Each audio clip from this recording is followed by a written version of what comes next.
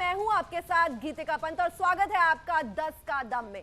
कानपुर में इत्र कारोबारी पीयूष जैन के घर छापेमारी मामला। पीयूष जैन को साथ ले गई है आईटी की टीम। रात 2:30 बजे पीयूष जैन को साथ ले गई टीम और डीजीजीआई और आईटी की टीम ने की थी छापेमारी।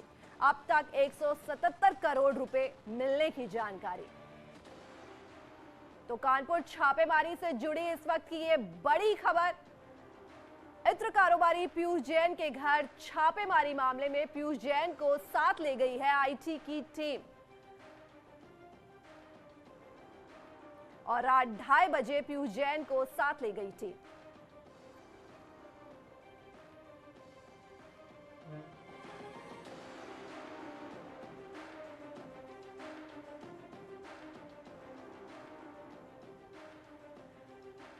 हमारे संवाददाता ऋषभ मणि हमसे जुड़ रहे हैं। ऋषभ, पीयूष जैन के घर छापे के मामले में क्या अपडेट है?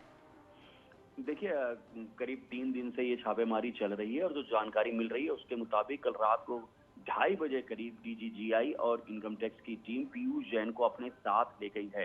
पीयूष जैन के आवास पे और ठिकानों पर जो छापेमारी हुई थी उससे तमाम जानकारियां मिली, जिसके बाद 3 अन्य ठिकानों पर भी लगातार छापेमारी चल रही है। पीयूष जैन से आगे की बातचीत की जा रही है, पूछताछ की जा रही है, उनको हिरासत में लिया गया है ताकि इस बात का खुलासा हो सके कि ये पूरा नेटवर्क कितना बड़ा है, क्योंकि अब तक करीब 177 करोड़ रुपए बरामद हो चुके हैं। एक अन्य ठिकाने पर भी कानपुर में छापेमारी चल रही है, कन्नौज में भी छापेमारी चल रही है और ऐसा बताया जा रहा है कि ये छापेमारी और फैल सकती है और बड़ी हो सकती है। लिहाजा पीयूष जैन से पूछताछ बहुत जरूरी हो जाती है। तो तमाम दस्तावेजों को खंगाला जा रहा है और अब पीयूष जैन को हिरासत में लेकर पूछताछ कर रही हैं एजेंसी। नीतिका जी ऋषभ, आप बने रहिए हमारे साथ। और कानपुर में डीजीजीआई की रेड, ट्रांसपोर्टर के घर छापा, 1 करोड़ 10 लाख कैश बरामद। पान मसाला कंपनी पर भी छापा। तो कानपुर में डीजीजीआई की रेड और ट्रांसपोर्टर के घर पर छापा। तो ऋषभ, एक बार फिर आपके पास आ रहे हैं और ट्रांसपोर्टर के घर से 1 करोड़ 10 लाख कैश मिला है। क्या अभी छापेमारी चल रही है? जी हाँ, देखिए, जब ये तमाम जांच की जा रही थी उसी दौरान ये गणपति ट्रांसपोर्ट का नाम सामने आया था, जिसके ऊपर ये आरोप है। तमाम ऐसे दस्तावेज मिले हैं कि ये फर्जी ई-वे बिल के जरिए ये तमाम जो पान मसाला और उसके कंपाउंड जो मिलाया जाता है उससे जुड़े हुए परफ्यूमर्स के जो आवागमन का काम था वो गणपति ट्रांसपोर्ट वाला कर रहा था। उसके यहाँ से तमाम बरामदगी हुई थी, जिसके बाद इस छापेमारी के दायरे को बढ़ाया गया था। बताया जा रहा है वहाँ भी 1 करोड़ से ज्यादा की रकम मिली है।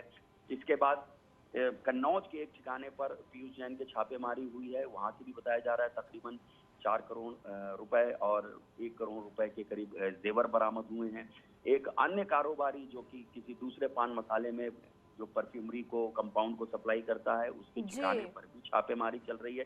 तो लगातार इस छापे का दायरा और बड़ी रकम मिलती चली जा रही है। जी शुक्रिया ऋषभ इस महत्वपूर्ण जानकारी के लिए। और पूर्व प्रधानमंत्री अटल बिहारी वाजपेयी की जन्मदिन पर पूरे देश में बीजेपी कार्यक्रम कर रही है। दिल्ली के अटल जी के समाधि स्थल सदैव अटल पर पहुंचकर राष्ट्रपति रामनाथ कोविंद और प्रधानमंत्री नरेंद्र मोदी, अमित शाह समेत कई बड़े नेता मौजूद रहे। सदैव अटल पर भव्य कार्यक्रम का आयोजन किया गया है।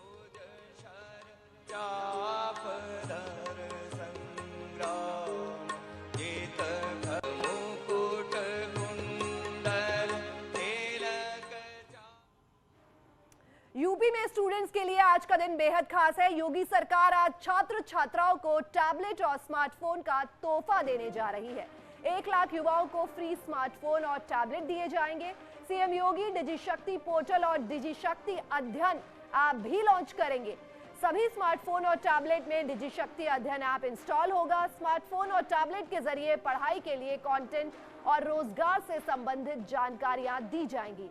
इन्फोसिस के शिक्षा और रोजगार से जुड़े 3900 प्रोग्राम निःशुल्क उपलब्ध होंगे। पहले चरण में अंतिम वर्ष की पढ़ाई कर रहे युवाओं को फ्री स्मार्टफोन और टैबलेट मिलेगा। अटल जी की जयंती पर लखनऊ के इकाना स्टेडियम में कार्यक्रम का आयोजन किया जा रहा है।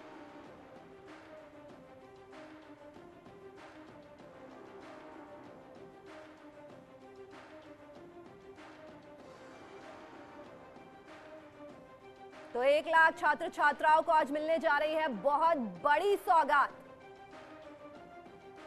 और विद्यार्थियों को सीएम योगी आदित्यनाथ की तरफ से एक बहुत बड़ी सौगात मिलने जा रही है। आज युवाओं को फ्री स्मार्टफोन और टैबलेट दिए जाएंगे। करीब 1 लाख युवाओं को ये फ्री स्मार्टफोन और टैबलेट दिए जाएंगे। सीएम योगी डिजिशक्ति पोर्टल और डिजिशक्ति अध्ययन ऐप भी आज लॉन्च करेंगे।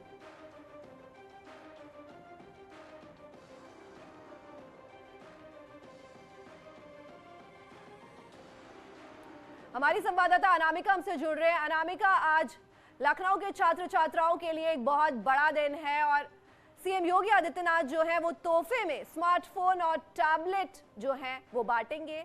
सीएम योगी आदित्यनाथ जो है वो डिजिशक्ति पोर्टल और डिजिशक्ति अध्ययन ऐप का भी आज लॉन्च करेंगे।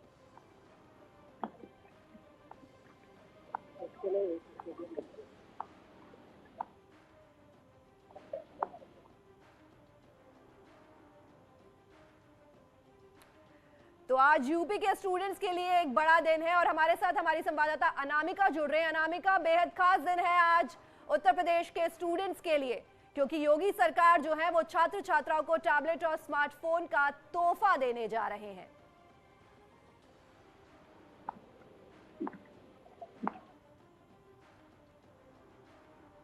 अनामिका, क्या आप हमें सुन पा रही हैं?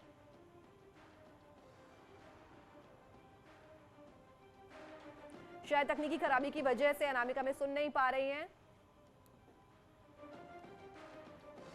और 2022 के विधानसभा चुनाव के रण को जीतने के लिए बीजेपी कोई कोर कसर नहीं छोड़ रही है। जन विश्वास यात्रा के जरिए बीजेपी सभी जनपदों में जनता से जुड़ने की कोशिश कर रही है और इसी जन विश्वास यात्रा में आज मुख्यमंत्री योगी आदित्यनाथ गाजियाबाद में शामिल होंगे। मुख्यमंत्री योगी आदित्यनाथ शाम को गाजियाबाद के अंबेडकर रोड कालका गढ़ी चौक पर पहुंचेंगे, जहां पर रोड शो की शुरुआत होगी।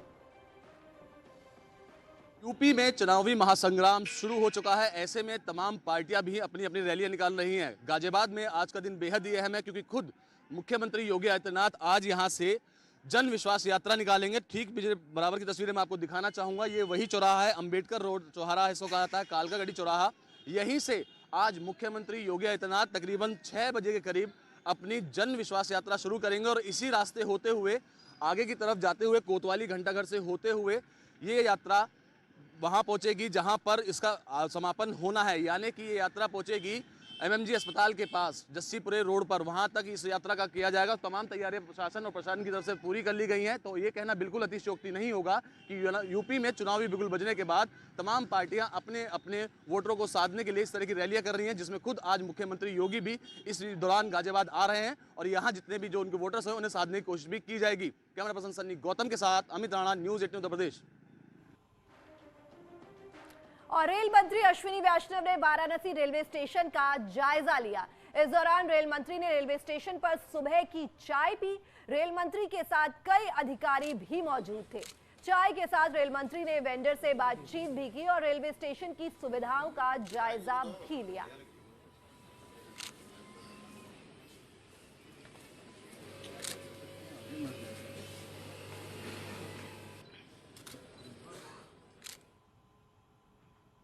और बस्सी में पुलिस और बदमाशों के बीच मुठभेड़ के दौरान 2 बदमाशों को गिरफ्तार किया गया है। मुठभेड़ में एक बदमाश प्रद्युमन चौहान के पैर में गोली लगी है। आरोपियों के पास से पिस्टल और तमंचा बरामद हुए हैं।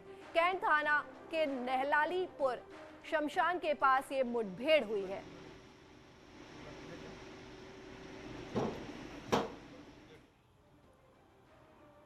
यूपी में नाइट कर्फ्यू से होटल मालिक की परेशानियां बढ़ गई हैं। आगरा में होटल और रेस्टोरेंट्स जो हैं वो मालिक जो जिलाधिकारियों से अनुमति लेने के लिए चक्कर लगाते हुए नजर आ रहे हैं। जीएम के साथ हुई बैठक में साफ किया गया कि नए साल में पार्टी की अनुमति लेनी होगी और पार्टी सिर्फ रात 11 बजे तक ही चलेगी, जिसमें 100 से ज्यादा लोग शामिल नहीं होंगे। होटल मालिक सरकार के फैसले का स्वागत तो कर रहे हैं, लेकिन नुकसान को लेकर बेहद चिंतित भी हैं। देखिए, जैसे कोरोना बढ़ रहा है उस हिसाब से जो भी गाइडलाइन दी एडीएम साहब ने पूरा 100% उसका पालन होगा। जैसा आदेश आएगा। साहब ने कहा भी रात को भी एक आदेश आएगा, उसका पालन करेंगे। थोड़ा तकलीफ तो है, क्रिसमस है, नया साल है, सबके प्रोग्राम रात के 12-1-2 बजे तक होते हैं, लेकिन हमारी मजबूरी भी है, क्योंकि यदि हमने ध्यान नहीं दिया तो नुकसान हो जाएगा।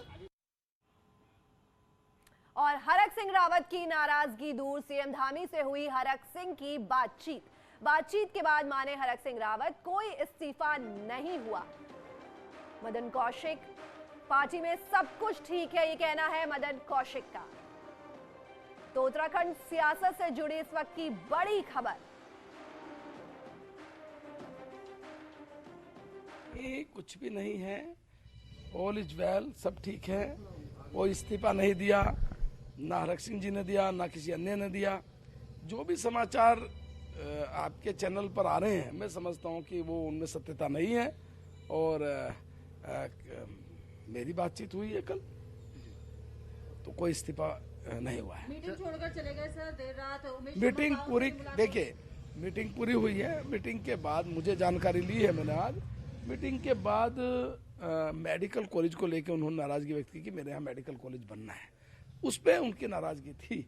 वो एक स्वाभाविक है, वो विधायक भी हैं, मंत्री हैं, तो अपने क्षेत्र के लिए अगर वो इस प्रकार की एक उनका भाव है तो इसमें गलत क्या है। सर फिर पॉलिसी चेंज कैसे होगी? अगर हम स्वीकृति कोटद्वार में देते हैं तो फिर भगवानपुर में देनी पड़ेगी, वो भी एक विवाद जरूर होगा। नहीं, ये चिंता हमें करने दो, आप ही क्यों करते हो? सारी चिंता अगर आप ही करोगे तो फिर सरकार क्या करेगी? सरकार को चिंता करने दो। अच्छा, रावत जी से आपने जो बातचीत हुई, देहरादून जिले में 5, बताओ, देहरादून जिले में 4-5 मेडिकल कॉलेज है, तो है, चलता है। वो एम्स भी यही है, दून मेडिकल कॉलेज भी यही है, प्राइवेट भी 3-4 मेडिकल कॉलेज है। उमेश शर्मा काऊ की बड़ी भूमिका बताई जा रही है कि उन्होंने बड़ा प्रयास किया इसके लिए, बीच में आए। आप तो उनका भी इस्तीफा दिलवा रहे थे कल। बलूनी जी की भी बात निकलकर सामने आ रही है, उन्होंने भी बीच में भूमिका निभाई। हाँ, क्यों नहीं, सब पार्टी के वरिष्ठ लोग हैं, सबने अपना अपना कार्य किया और मैं समझता हूँ कोई इस्तीफा नहीं हुआ है, सब ठीक है। और भारतीय जनता पार्टी पूरी ताकत के साथ खड़ी है। कांग्रेस का कुनबा जिस प्रकार आपस में लड़ रहा है, झगड़ रहा है, आप उस लड़ाई झगड़े को हमसे मत जोड़िए। ये कहा जा रहा है कि सर मेडिकल कॉलेज तो सिर्फ एक बहाना है, बाकी जो पटकथा है वो पहले से लिखी जा चुकी थी। नाराजगी काफी दिनों से चल रही है हरक सिंह रावत। नहीं, कुछ भी नहीं। और दिल्ली से हमारे संवाददाता पवन गौड़ हमसे जुड़ रहे हैं। पवन, विवाद सुलझाने में किसकी अहम भूमिका रही, क्या अपडेट है? देखिए, आपको बताना चाहूंगा कि जैसे ही हरक सिंह रावत के इस्तीफे की खबर बाहर निकल के आई और कहा कि उन्होंने कैबिनेट मीटिंग बीच में छोड़कर वो बाहर आ गए हैं, उन्होंने अपने इस्तीफे की घोषणा कर दी, तुरंत जो बीजेपी आला कमान था वो एक्टिव यहां दिल्ली में हो गया और उन्होंने तुरंत बीजेपी जो राज्यसभा सांसद हैं अनिल बलूनी, उनसे कहा कि आप तुरंत हरक सिंह रावत से संपर्क साधिए और बातचीत करिए और उनकी जितनी भी मांगे हैं उनसे बातचीत करके उनको सुलझाने का प्रयास करिए। तो तुरंत जो बीजेपी राज्यसभा सांसद हैं अनिल बलूनी, उन्होंने हरक सिंह रावत से बातचीत की और उन्होंने कहा कि जो भी आपकी मांगे हैं उसको लेकर केंद्रीय नेतृत्व पूरी तरह गंभीर है और आपको आश्वासन देते हैं कि आपकी जो मांग है मेडिकल कॉलेज की राशि की जल्दी से रिलीज करने को लेकर, उसको जल्दी से जल्दी रिलीज कर दिया जाएगा। उसके बाद मुख्यमंत्री पुष्कर सिंह धामी ने भी हरक सिंह रावत से बातचीत कर उनको आश्वासन दिया कि अगली कैबिनेट मीटिंग में आपकी जो राशि की जो बात है, जो मेडिकल कॉलेज को लेकर जो है, उसको जल्दी से जल्दी जारी कर दिया जाएगा। तो तुरंत जो केंद्रीय आलाकमान है वो यहाँ दिल्ली में एक्टिव हो गया और तुरंत हरक सिंह रावत की जैसे ही नाराजगी की खबरें आई तो उनको मना लिया गया। आपको याद हो तो अब से 1.5 से 2 महीने पहले भी हरक सिंह रावत नाराज थे पार्टी से और उमेश काऊ भी नाराज थे, तो वो दिल्ली में आए। तो दिल्ली में आकर पहले भी जो राज्यसभा सांसद अनिल बलूनी हैं उन्होंने इस पूरे मामले को सुलझाया था। खुद बलूनी ने उनसे मुलाकात की प्रभारी दुष्यंत गौतम के साथ में। उसके बाद में फिर बीजेपी अध्यक्ष जेपी नड्डा से भी उनकी मुलाकात करवाई, तो उसके बाद में उनको मनाया जा सका। अब से फिर से जो नाराजगी की खबरें आई हैं तो जो राज्यसभा सांसद अनिल बलूनी है उनका एक बहुत अहम रोल रहा है इस पूरी नाराजगी को दूर करने में। जी पवन,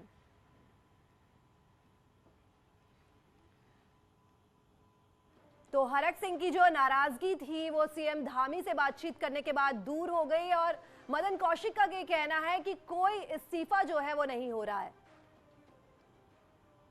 क्या अपडेट इस पर?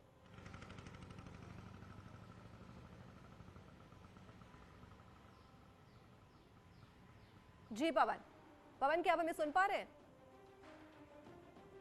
जी, ये अब बिल्कुल साफ हो गया है जिस तरह से केंद्रीय नेतृत्व की तरफ से बातचीत हरक सिंह रावत से हो गई है। मुख्यमंत्री पुष्कर सिंह धामी ने भी हरक सिंह रावत से बातचीत कर ली है। तो अब ये बिल्कुल माना जा रहा है कि हरक सिंह रावत की जो नाराजगी है वो अब दूर हो गई है और वो जो मंत्रिमंडल है उत्तराखंड सरकार का उसमें बने रहेंगे और पूर्व की भांति काम करते रहेंगे। तो ये माना जा रहा है कि केंद्रीय नेतृत्व के सीधी दखल के बाद में अब हरक सिंह रावत की नाराजगी जो है वो दूर कर ली गई है। जी पवन, शुक्रिया इस महत्वपूर्ण जानकारी के लिए। और यहाँ रुक रहे एक छोटे से ब्रेक के लिए, पर जहां सीएम योगी जो है इस वक्त मौजूद हैं और वो अटल बिहारी वाजपेयी को श्रद्धांजलि दे रहे हैं, फूल अर्पित कर रहे हैं।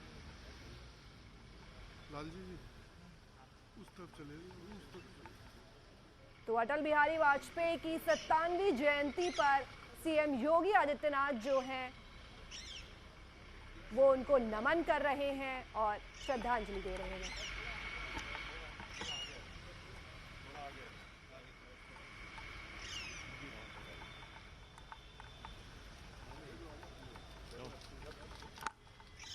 अब से थोड़ी देर पहले प्रधानमंत्री नरेंद्र मोदी और राष्ट्रपति कोविंद ने दिल्ली में अटल बिहारी वाजपेयी जी को नमन किया, उन्हें श्रद्धांजलि दी। और ये तस्वीरें सीधे लखनऊ से, जहां सीएम योगी आदित्यनाथ जो हैं वो पूर्व प्रधानमंत्री अटल बिहारी वाजपेयी की 97वीं जयंती पर उनको श्रद्धांजलि दे रहे हैं, फूल अर्पित कर रहे हैं और नमन कर रहे हैं।